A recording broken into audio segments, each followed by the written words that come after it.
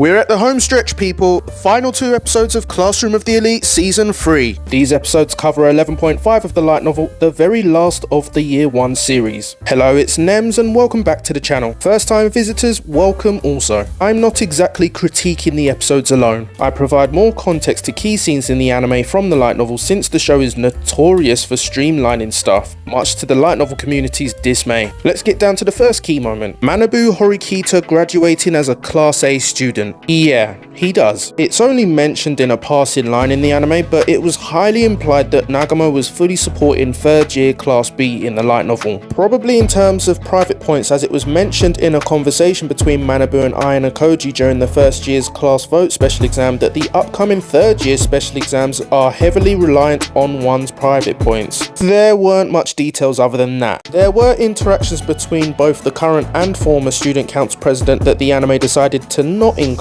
and while they were fun to read, nothing really comes out of them. Next we have the end of the Class D and Class B coalition. This meeting happened in one of the restaurants in Keaki Mall, not out in one of the school open benches or wherever they were. Also, Ichinose treated Ayanokoji and Horikita to a meal. This is kind of wild considering her and her class should have no points after using the pool of points between them to save Kanzaki from getting expelled during the class vote exam. Of course, you can get some money by selling some of your belongings, to which Ichinose did so, selling her hairdryer to a 1st year Class A student. Call me whatever you want, but if I don't have the funds like that, I'll be frugal like my life depends on it. Despite her being so kind, I'll always frown upon Ichinose's decision for that. But I respect Ayanokoji and Horikita for just accepting her offer of kindness, especially since the agenda of the meetup ain't exactly good news for Ichinose. As for the cause of Class B's defeat, Ryuin got some Class D students to bother Ichinose's class in the karaoke booth one time, with one of them taking the opportunity to slip laxatives in their food and drinks. That's why in the anime you hear that line saying some Class B students called out sick. In the light novel, you even get a section of Ryuin and his lackeys discussing the plan, along with some insight on Ryuin himself thinking what's driven him to accept Ichizaki's pleas to help Class D win the upcoming exam. Also, Ichinose made a remark about Horikita's decision to face Sakiyanagi's class should they have gotten the right to choose during the Commander Lotto. Horikita was miffed as she wanted to face Class D if Ayanokoji won the Lotto, but didn't show any irritation after hearing Ichinose's words. Her poker face isn't up to scratch to Ayanokoji's, but being around him and her own brother clearly proved to be fruitful at that moment. She knew that even though Ichinose is a nice girl, there'd be no benefit to drawing any attention to Ayanokoji, especially when he doesn't want it, at least at that moment. After they take their leave from the restaurant, leaving Ichinose to her thoughts, Horikita pulls up Ayanokoji about that point. Without being specific, i.e. his agreement with Sakiyanagi, he says he wanted to renegade because he thought Sakiyanagi's class was the best option. The reason Horikita didn't have much ground to question his thoughts were 2 things. 1, Kaneda, Class D's initial designated commander, won the vote, not Ayanokoji or Ichinose.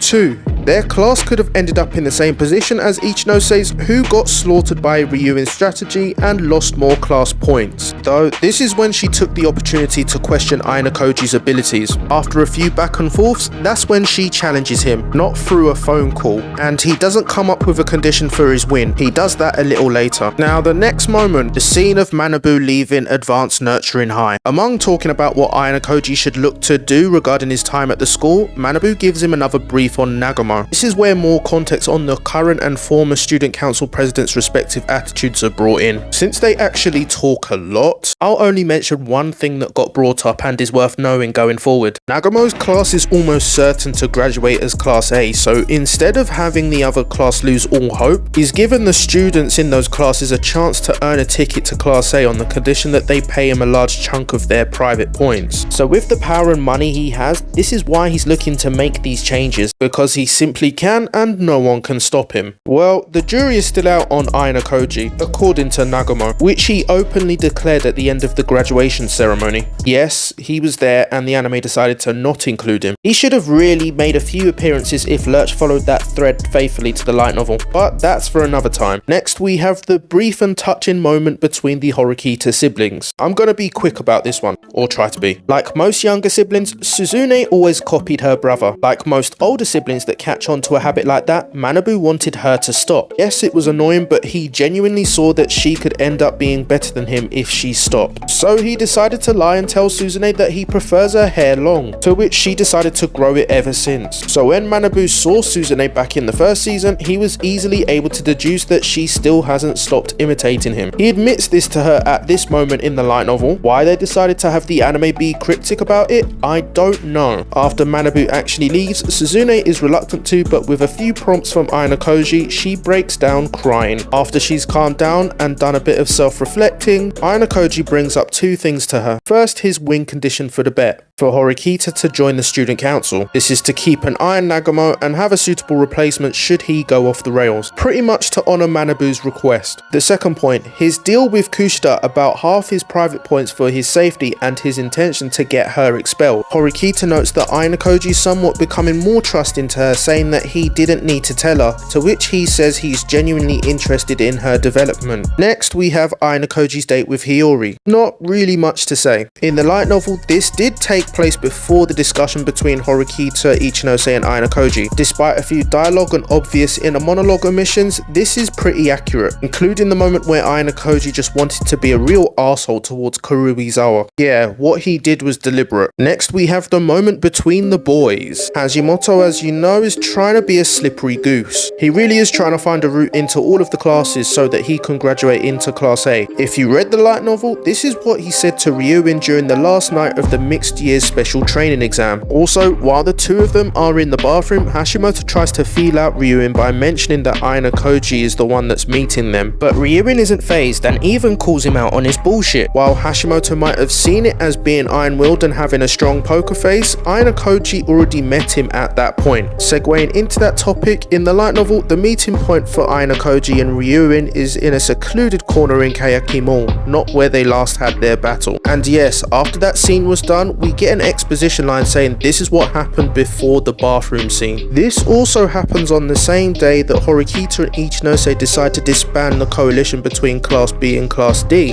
What was said was more or less the same. Ryuin has good instincts about Ayanokoji after battling him and has already got a good grasp on the cause of Ayanokoji's defeat to Sakiyanagi. He was close to the mark even though he had nothing on him other than his experience being the only thing to go by. After Ryuin fails to land his surprise attacks on Ayanokoji, he's well aware that he's still no match for him after all. So he calmly accepts his patronizing advice. Yeah, Ayanokoji being a wind-up in this episode is very accurate. Now, the last moment of the episode. It was too funny. He mentions the word smile in his inner monologue when he's got the stoniest of coldest death stares when hugging Kuruizawa. It's funny, but also so sad, but I'll leave the glazing of the complexity of our main character for the next video on the series. For now, that's the end of the coverage for season 3. Next vid will be my final thoughts, so make sure to look out for that. And if you think the vid is going to be full of praise on the show,